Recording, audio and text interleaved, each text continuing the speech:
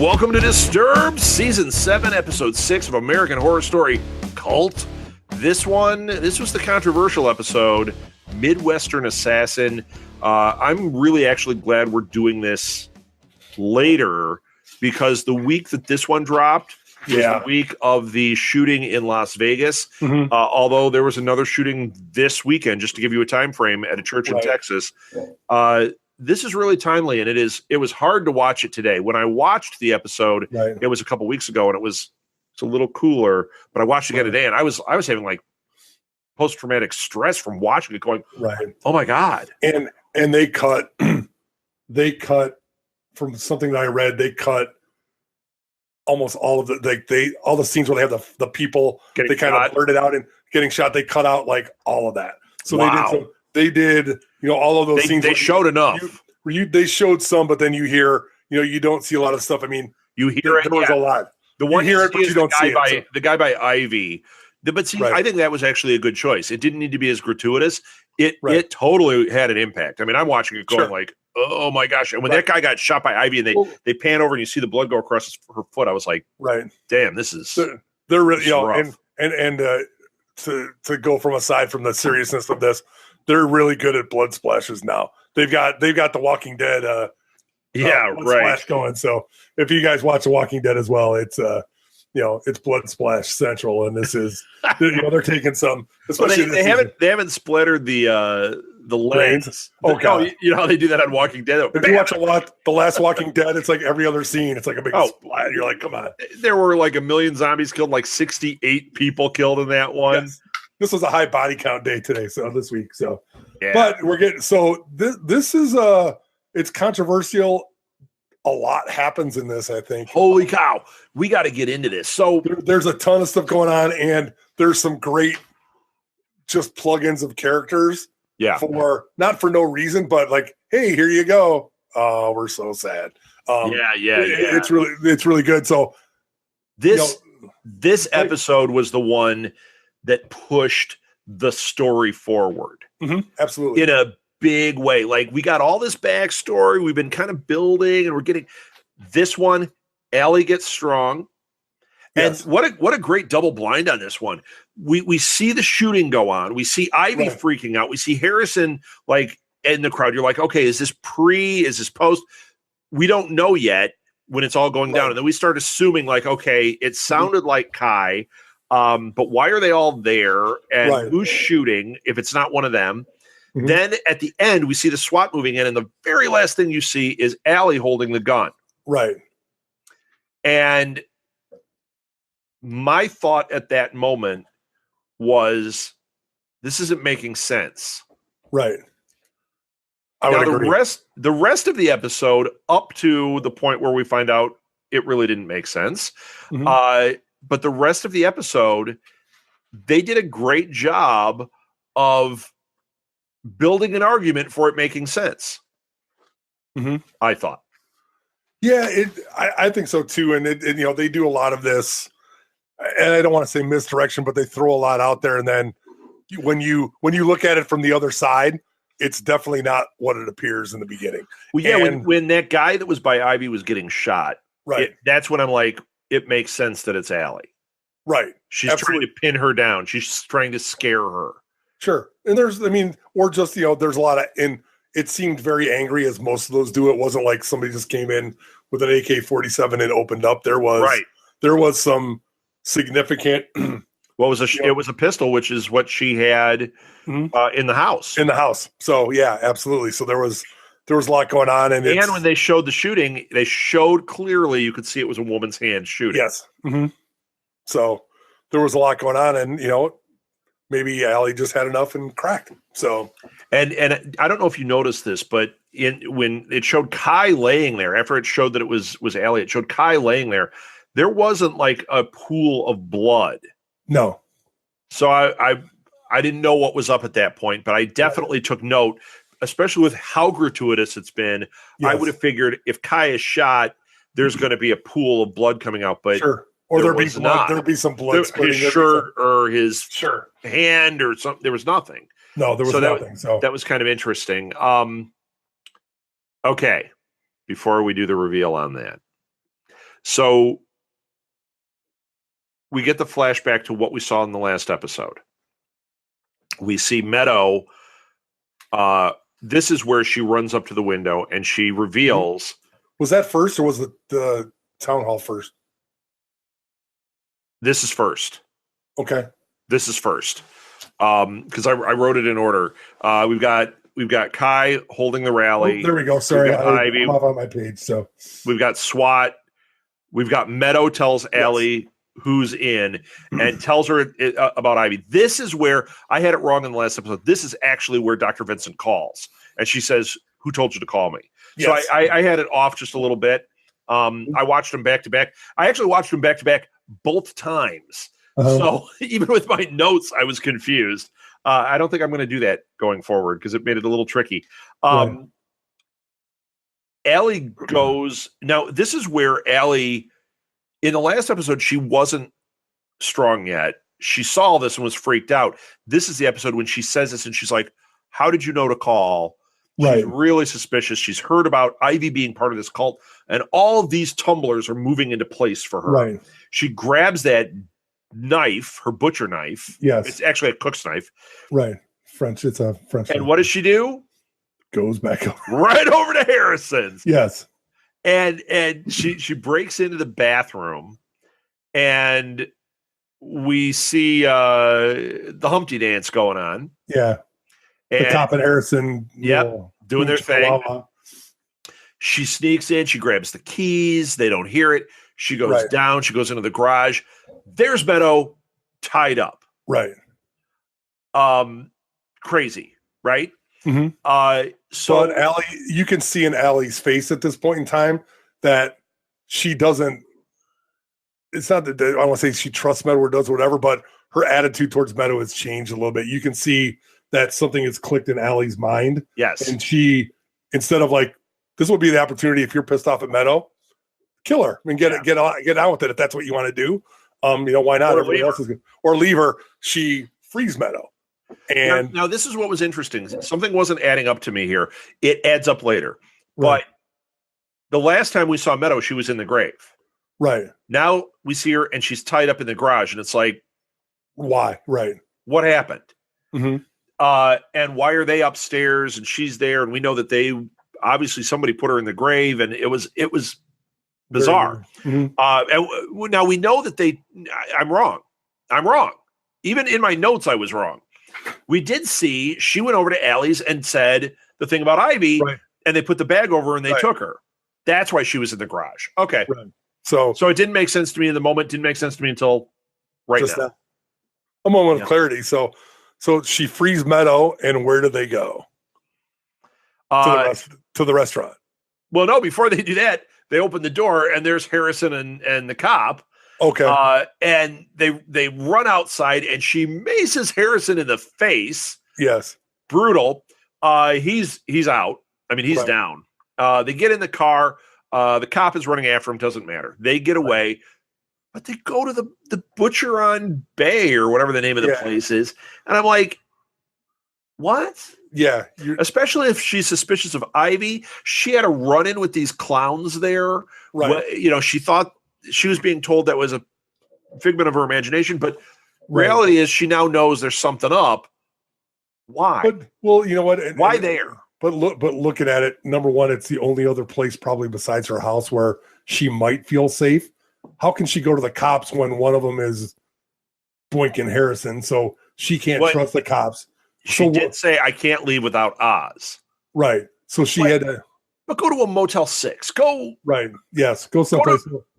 Go to a McDonald's. But they don't have. Where it's all lit up. Right? But she doesn't have any money because aren't all the credit cards stopped? Didn't Ivy stop all the. I know. She's, You know what? You can go into McDonald's and use the bathroom and you don't have to pay for anything. Correct. But go someplace. I would go someplace with your lit. With your big French knife? Yes. And a girl that don't bring the knife in. Right. Well, You know what? Go to Walmart. This is not the craziest thing they're going to see at Walmart. No, not that night for sure. Right. I've seen a picture of the woman with the pants, and then she's got her boobs tucked down into the pants. Okay. It's the greatest thing ever. I thought that was you or I. That was a little. So Way to throw him under the bus. He's under the bus. It was me. I'll take the credit for that one. That would be a great look for me. So, yeah. So they go to the butcher. She can't leave with Oz, but then Allie and Meadow have like Meadow has a tell-all. Walmart Boys poster. Nice. That's awesome. Only a joke that works if you're watching the show, folks. Exactly. So I mean, Meadow basically spills the beans to Allie about everything. She's mad. They threw her in that grave, and then they put a bag over her head, so she just like lays it out there. Right. She's all pissed off. Or does she? Does she? Exactly. Well, she tells them that the water tanks are BS and they're just water. Yeah. The birds were all. They poisoned them in their feeders. They chose her to pick on, for the run-in. Kai paid the protesters to come and approach her. Meadow, kind of reveals all this because she tells her Ivy was mad because of the Jill Stein thing. I'm like, yes, let it go. You exactly, let it kill people because of somebody voted for Jill Stein. Well, that's what they do. But Meadow is mad because she said, I was in love with Kai. He turned on me. He didn't give me the love that I thought. So we have to kill him. So that's her hook with Allie. Is like, hey, Allie, we need to do this. Right. That seemed a little weird because Meadow, to me, would be an effort to go up and open the door. So how the hell is she going to kill somebody? That's just me. I mean, there was a little red flag there going on for me. Like, Meadow, you don't think like that or do that. So, yeah, when you watch it a second time, it's not obvious. It's not like, oh, I see all the threads. Right. But you see more threads when you watch it a second time and you go, these are things that when you were watching it the first time, you kind of passed up. Mm-hmm. Here, they're starting to not add up, but in real subtle ways. This is really well orchestrated. Sure. What you just said, that's one of them. Uh-huh. I had no clue when the reveal about Meadow happens. Right. So as I'm watching this, I'm buying into it. When I'm watching it the second time, I'm noticing this going, what? There's something not working there. She did, though, like, she was being truthful with Allie. Yes. This is what's going on. Here's why Ivy is bad. Maybe she hates you. Like, she's like, boom, throwing it out there. She threw it on the table, but she shows her Kai, which was pretty nuts, although there's a reason. Mm-hmm. Okay, so now we go to what else was going on. Well, then now they go previous, right? Well, this is all flashback. So first, now we get one of two flashbacks. Mm-hmm. We get a flashback where we see how Meadow fell in love with Kai. Yes. We see that relationship. We also get some real insight into how manipulative he is. Yeah. Because we know that he's controlling these people and he's done this, but you saw what he did with Harrison, but it's like you start wondering, how is he doing this? Everything is so planned out. It's scripted out for this guy. Mm-hmm. And that's what actually gets him in trouble with Meadow is it's scripted out. Right. And he hears her say the same words to Ivy that he said to her that made her like get hooked in. Sure. So she goes nuts. She gets really ticked off. Mm-hmm. And that's why he's like, well, time to call the cops because we're going to have a problem. Right. And I'm still buying all of it at this point. Yes. This is why I assume she's thrown in the grave, which it is. Yeah, I'm still buying the whole story. We might as well cut to what happens with that before we get into our theory here, or the theory I've got. Sure. So the other flashback that happens is, we can talk about it, is we see her after she has gone to Allie and they've put the bag over her head. Kai is still at the house. Mm-hmm. They have her tied up. The guys leave and he starts his manipulation on her again. Right. And what we find out now, and I have a question here. Mm-hmm. We find out that he says, look, I still love you, and the only way this is going to work is if you assassinate me. But it fails. Okay? Great plan. Horrible, psychotic plan. Right. But now we start going, it's not Allie, right? Did we see it wasn't Allie yet? No. At this point? No. Okay.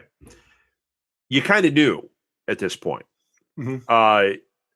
But here's the crazy thing that happens.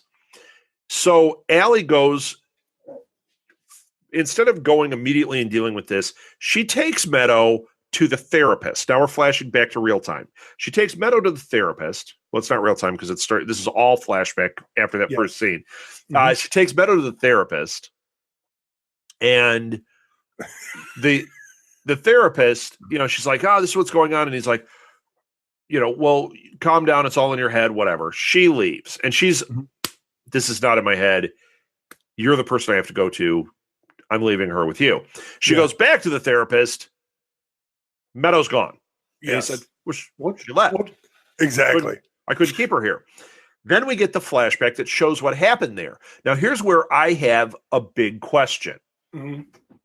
We saw Kai's brother, the therapist is Kai's brother. We saw how that was handled with the parents. Right. We have not seen him in a clown outfit. No. I don't think he's aware of the craziness going on. No, I think he is. I don't think he is. I don't think he's part of it. And I don't think he's part of it, but I think he knows because there's some weird crap going on at his parents' house. And he might be suspicious, but I really think that we're going to find out that he is really a bad therapist is what we're going to find out. That he wasn't working these things because we thought he was manipulating Ivy. He's not manipulating Ivy. We thought he was manipulating Allie. He's not manipulating Allie. Well, I think he is manipulating Allie. No, I think he's just bad at his job. I don't know. I think he might be manipulating her, but I think he's not. I think he's also bad at his job. You're right. If he was involved in this, when Meadow was sitting there would have been a different conversation going on. He was treating her like he's bad at his job. Sure. And then she got the call from Kai. His thing comes up and she's like, I got to go. Now, here's what I want to know about this. At this point, it's one of two things, and I think I know exactly which one it is. But until I watched it a second time, I actually had a different thought. My first thought was that was a signal he did some kind of Manchurian candidate thing on her. Uh-huh. And that's why she all blank went and shot up the people, shot at him, whatever. Right. But on second watching, I went, it's a lot more insidious than that. Mm-hmm. She knew exactly what she was doing the whole time with Allie. All of it was a setup to get her to get Allie to that rally so they could set Allie up to get now I don't think like Ivy knew what was going to happen at that rally. I think only Kai and Meadow knew what was going to happen. Only Kai and Meadow knew that. That's absolutely for sure. I think he put them in place there. So now he's a martyr, and they're going to be even deeper in his web. Right. But the fact that she shot herself at the end of it, it was like, wow. Now, here's a big flaw. And maybe not. When we get to the next episode, maybe it's not a flaw. I truly have not seen it, so I don't know. Mm-hmm. But there were witnesses. She didn't shoot everybody there. Yes. And SWAT was coming up. She shoots herself, and Allie gets the gun, and they run up, put the gun down. They clearly would have seen Meadow shoot herself. And because if you watch that scene, they're coming up on it as it's happening. And so there's a lot of forensic science that will prove that it wasn't Allie. But even in the moment, they're not going to arrest Allie. Well, they might because she might be part of it. Because she was there, yeah. I mean, she was there. She has the gun in her hand. She obviously approached the killer. If she approaches the killer and grabs the gun, she would be under suspicion. Plus, didn't she kill her cook? She killed her cook a few days ago. Roberta. Oh, she's suspicious. Yeah, she did. So, I mean, there's all sorts of. Oh, I forgot about that. There's all sorts of, it's not like she's Little Miss Innocent. She's got some stuff going on. So, I mean, they probably would have arrested her and then, or at least investigated her. Right. I miss her. Is it Roberto? I can't remember his name. I don't know. I just made that up. Yes. Yeah. So yeah, I'm really not convinced that the therapist actually knows. I think that he's self-absorbed. I think that he would not be opposed to some of the things going on. Sure. But I think like the stuff with the parents, that was not killer instinct. That was survival. It's going to ruin my career, and this is all about me at this point. So I'm out of here, and I'm going to leave you trash here to deal with it. I really think that's all that was, and I think the fact that it's a perfect storm that they're all involved there. But I think we're going to find out he doesn't know, and it's something's going to break bad for him when he's confronted with Kai. It's going to all come to him, and that's when it's going to be really bad. Yeah, I don't know. I'm not. I don't really have an opinion one way or the other on those guys. So I think he knows somehow or some way.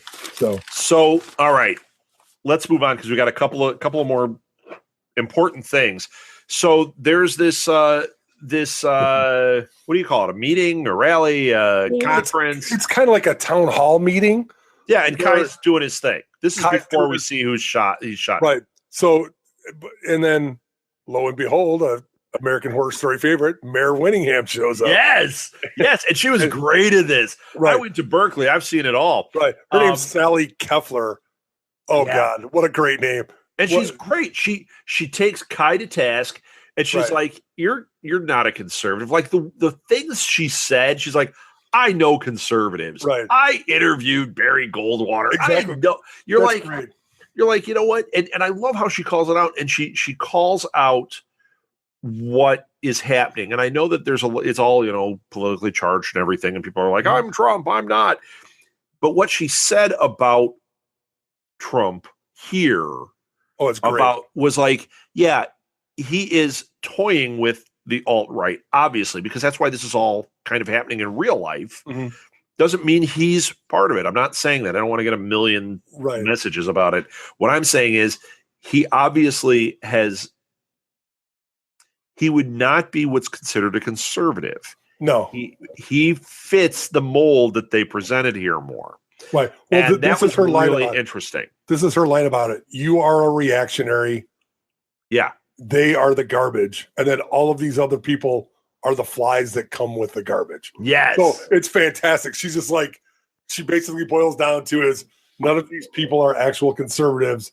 They are just garbage. They are just garbage in reaction to it. And then garbage people. And then she turns to Kai and she goes, what is it? A young man's certainty is also his burden. Yeah. Like literally just like your cockiness because you're young is gone. And then she goes, I will relieve you of both. So she basically just lays down the gauntlet. You're human garbage. That's great. Yeah. Like basically says you're full of BS, calls him out for what he is, and then lays it on the line and gets the crowd, which was very pro Kai, to be pro her. Yeah. And you knew at this moment she was dead meat, right? Oh yeah. No, you knew. Yeah. You knew. Well, you knew something was going to be up. That she's opposing him. But I mean, then Kai's like, well, sorry, you can't run. You can't get your name on the ballot. It's me and Billy Joe Jim Bob over there at the end who looked like a deer in the headlights. She's like, well, that's why I'm going to go to the officer and say, I want to do a write-in candidacy. Yes. And Kai just is like, Kai handled it pretty well. Yeah, he hit it really well. Said, great job. You're a very worthy opponent. All the while, but us watching it, we're like, you're so dead. You're so dead. Get some Feo over at your house because the clown posse is coming. So, the insane ICP. Yes. That was pretty nuts. Here's where it gets really weird. Allie goes to her place to tell her everything that happened because she thinks she's going to get some kind of help from her. Yeah. That was a little convoluted, but okay. All right. I'm along for the ride. The whole time she's telling her, I mean, I don't know about you, but I'm like, Where are the clowns? Yes. So, outside, for Judy Collins to come on because she's out there singing "Send in the Clowns." Yes, exactly. The clowns. That would have been the greatest thing ever. She's on the porch singing. They play that. I prefer it having Krusty. They should have had Krusty singing it. They could have had the Simpsons on TV. Right. That would have been great. Just show you a thing when it says Krusty. It's Krus. Isn't it rich? Yeah. They can do that. They're the same company. Why not? They can do that stuff. Brought to you by Fox. Fox. Yeah. By Duff Beer. Duff Beer sponsored it. It'd be Duff. Great. Duff. Yeah. Mr. Burns shows up. Yeah. It'd be... The clowns come from Duff Gardens. Yeah. So yeah, the clowns show up and Kai pulls that mask right off. He's like, well, so yeah. What does it matter? You're dead. He sends that email and he's like, Facebook, man, you are old. I'm like, wait a minute. That's how we do things. That's how we do things. Dang it. Hold on. There's a whole lot of great things because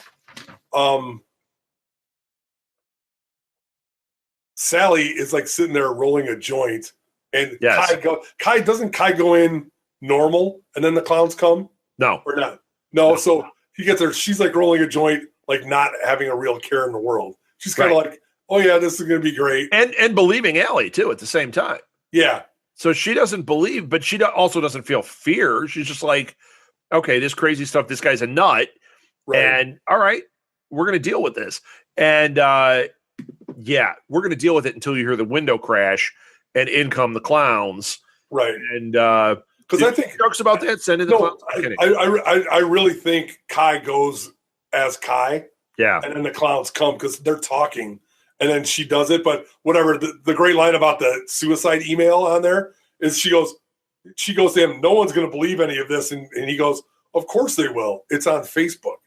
What a great line about all of that stuff. And then, of course, Allie's upstairs, Rob Krusty's out again, doing whatever she's doing. And Sally's getting murdered down, in her living room. Yeah, and Allie's hiding in that bathroom. Right. And then, so this was crazy too. Ivy leaves and goes up there. And she's searching for Allie. And Allie makes a noise and Ivy goes right to the bathroom. Right. This was nuts. She sees her and Allie goes, Ivy? Right. And Ivy just stands there frozen.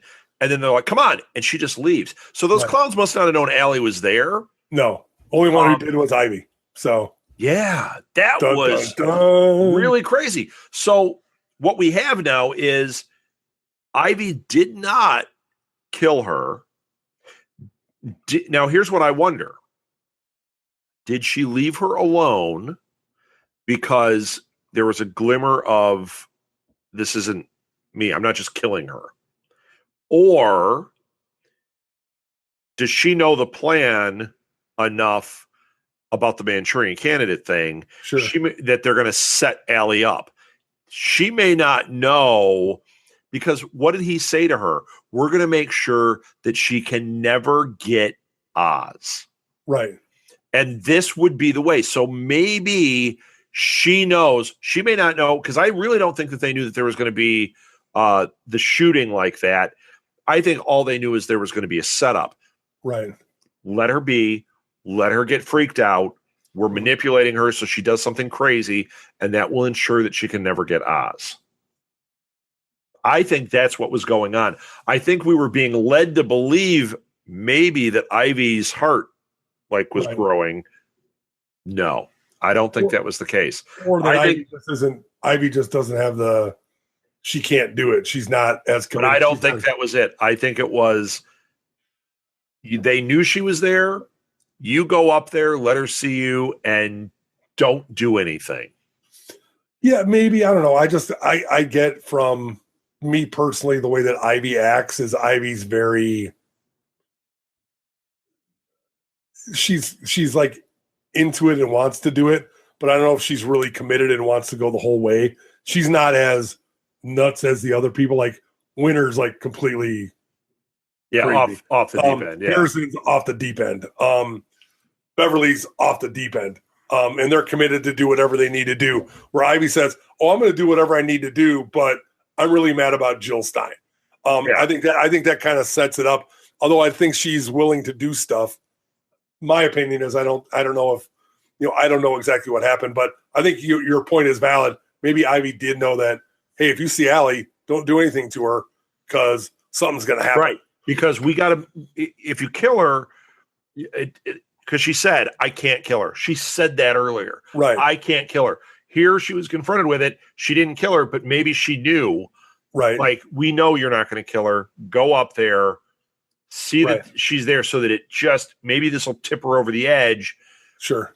And hold on, she's like everything else crazy. hasn't tipped her over the edge. I mean, right. Yeah, but this, now that she knows Ivy is one of them, she sees her in the clown thing. That should be the thing that does it. What she doesn't know is Allie has gotten stronger through this. Mm-hmm. So, I don't know how much stronger she's gotten. I think she just has. Oh, I think she did. I don't know. I think she made dumb choices, but I think she got stronger. And I think her even being at that rally, the fact that she was there and she was going to confront, she was in plain sight, but she wasn't the one that was going to do the shooting. No, absolutely not. So, well, no, because Meadow's gone. Allie has no idea where Meadow's at because Meadow left the doctor and Allie has no idea. So Allie has no idea that Meadow's going to be at the rally. I think I think she was confronting Kai at the rally. Yeah, probably to get there. Are we going to talk about the other scene? What's the other scene? Ivy, Pinky scene where Ivy and Kai get kind of together. The Pinky scene, because I think that's a pretty that kind of confirmed what we thought. Ivy meets Kai. They set it up. Ivy and Winter have have met before, which we had surmised, and Ivy and Winter kind of had a thing because of wasn't it after the Jill Stein? Yeah. So, Ivy's pissed off about Jill Stein. Yeah. She's mad. Winter befriends her because aren't they at some rally or they're at something where she's pissed off. And was it a protest? And I don't remember what it was. Winter and Ivy all of a sudden hook up, hey, they're more the same age, both lesbians, and Ivy is hurting. She's pissed off. And so then Winter goes, I have someone you can talk to if you're mad about something. And that's when she introduces Ivy to her brother, and they do the Pinky scene kind of thing. Yeah. Ivy is mad. He's like, I can help you. And then she kind of blurts it all out there. She really hates Allie. Right. I think Winter is coming. Jon Snow. When's Jon Snow going to show up?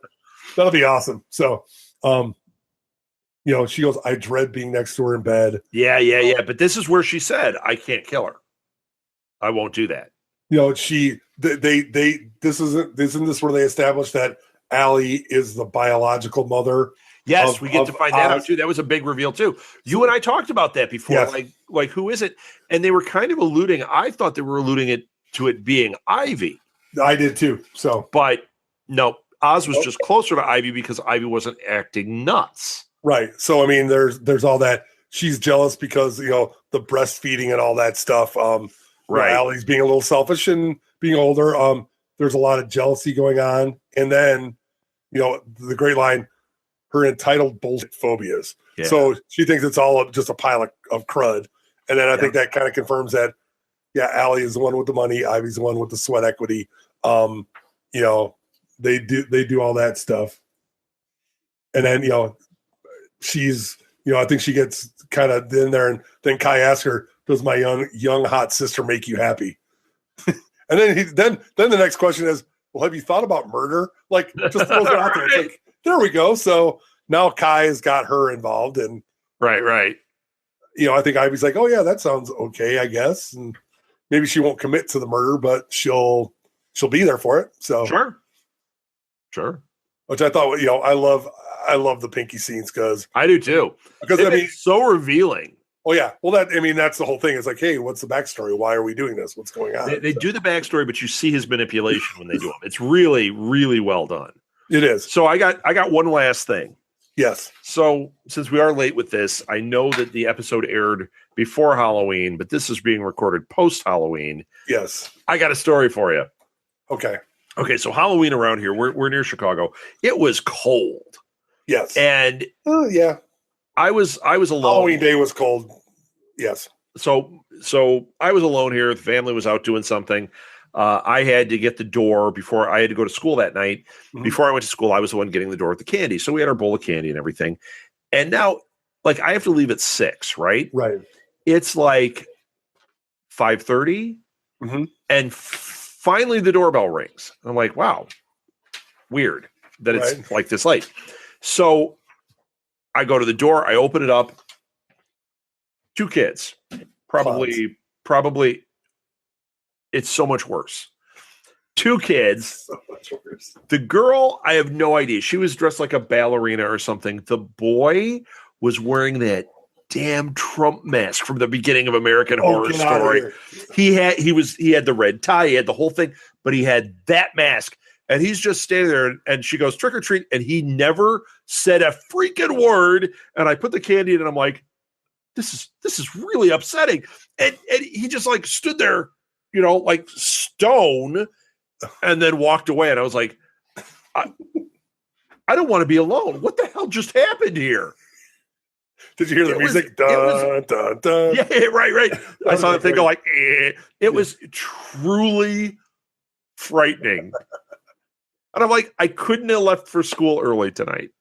That's right. Oh, yeah. And the crazy part about that too. So then it goes, Dad, there's, I get like 1 or 2, and it's like, it's really cold. And it's like, people with their real little kids after that. Cause it's like, okay, we're not going to miss Billy's first Halloween.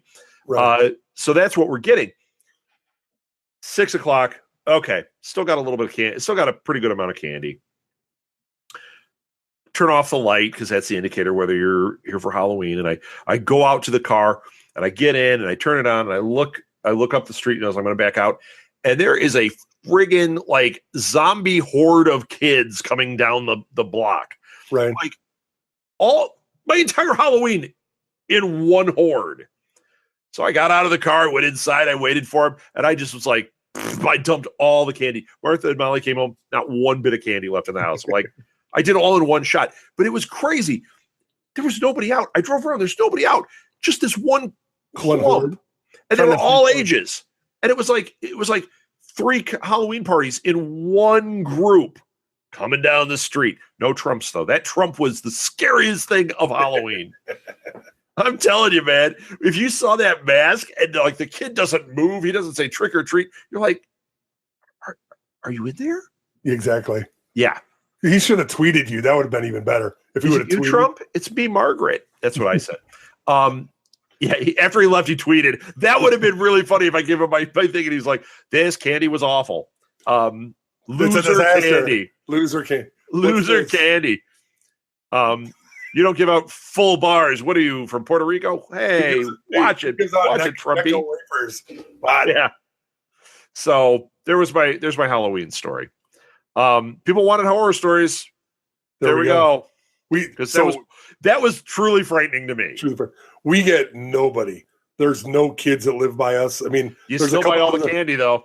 Oh, I do. Well, I mean, we use it at the store, but so we don't have anything. So our rule is we are bah humbug people. We will, if we're at home, we will turn off all the lights and go in the basement, get a pizza, and sit and watch TV downstairs. They can't see anything. Blah blah. You're that guy, huh? We are that guy. I mean, you know what? We don't have a ton at the store though, so you're okay. We took care of people for a week and a half. We're okay. Yeah. But we walk in and Kathleen's messing around. I'm like, we need to go downstairs. Somebody may come. It's a little bit late in the day. I go to turn off the light. I see people walk up the stairs. 2 girls. Is it that Trump kid? Well, it's not the Trump kid, but these 2 girls, and they had some kind of costume on. A Trumpy Halloween. Nice colors. So they come in. We have no candy in the house. Like no little Halloween. Did you give them like old canned soup or canned soup? Like I was thinking a can of tuna, but we did have some candy because we were going to see Thor in the next day or 2. Yeah. So we're gonna go see Thor. So here's my Walgreens giant Exactly. Juju's. There you go. We had a big bag of Skittles and a big bag of Mike and Ike's, and I walk up and like, you guys scored. You guys scored, and you get a choice. And I'm like, what the? So do that. I go, turn the light off and go downstairs. Kathleen's like, I have stuff to do. I go, I don't care because we don't have anything to give anybody. Right. We're going to be giving them napkins. That's next it. thing that goes is your pillow, Kathleen. That's right. She's like, no. We'll give them Angus. We'll give them our dog. Yeah. Here, you get a dog. Here's some extra large Tootsie Rolls. Enjoy these. Oh, some sprinkle treats from the cat. Yeah. They'll like that. So. Oh, is this a white one? Oh. Yeah. It tastes kind of moldy. It's okay. It's white dog poo. Ew. All right. Are we done? I think we're done. So, all right. Well, that is it. We are not even close to caught up. We got 3 more to get caught up. And actually, by the time, I think as of tonight, we might have 4 because I think one aired tonight, right? Yeah. Are we that far behind? Yeah. Give us time. We'll get caught up. We'll get caught up. So thanks for listening, everybody. Yeah, maybe we will. Thank you for listening, everybody. Follow us on Twitter at DisturbedPod. Follow me on Twitter at rsouthgate. You can find our website at southgatemediagroup.com, and there is a Disturbed page on there. You can find us on Facebook. Look up Disturbed Podcast. And, we're just going to have the fun rolling. And, Chris, you can find me. They can find me at theblueboxcafe.com or Blue Box Cafe or Blue Box Cafe 176 on social media. Awesome. That's it for this week.